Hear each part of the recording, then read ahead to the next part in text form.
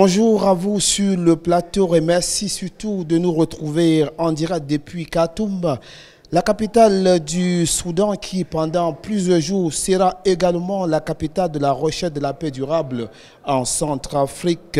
Khartoum abrite depuis hier, jeudi 24 janvier 2019, les pourparlers de paix avec les responsables des groupes armés et le gouvernement. Et Vanessa, tout a bien commencé.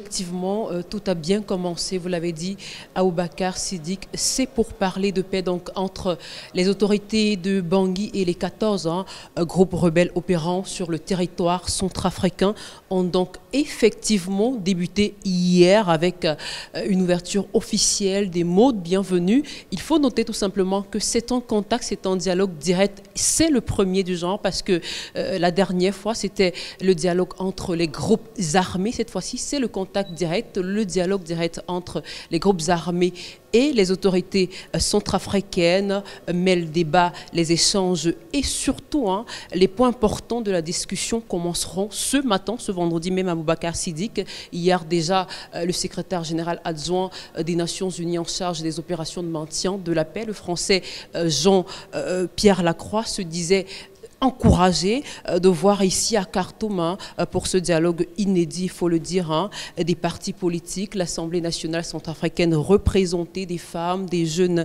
de la plateforme, des plateformes religieuses également, et s'adressant justement à eux, Ismaël Segui, le commissaire de l'Union africaine pour la paix et la sécurité, a déclaré qu'en ces moments cruciaux en République centrafricaine, ils sont autant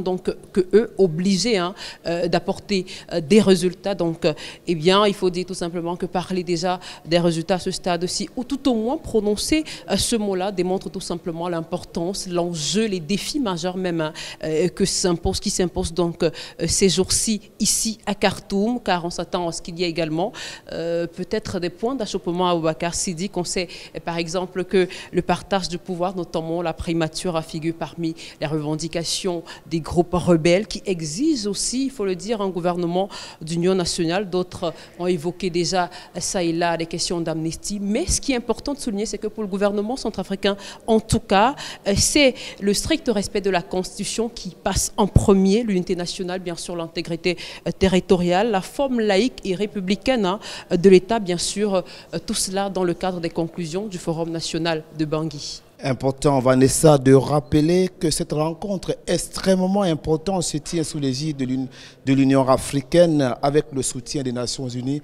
et la communauté des États de l'Afrique centrale. C'est pour parler, vous l'avez souligné, n'arrive aussi par hasard. C'est grâce à la grande manœuvre de la Russie et le Soudan qui avait déjà organisé en août 2018 le premier dialogue qui avait jeté les bases donc de cette rencontre. Ce premier dialogue s'était achevé avec une déclaration d'entente. Afrique Média, la chaîne de télévision panafricaine, est bien mobilisée sur place ici à Khartoum pour vous faire vivre, mesdames, messieurs, ces moments intenses de pourparlers porteurs d'espoir pour la RCA avec une équipe bien mobilisée. Vanessa.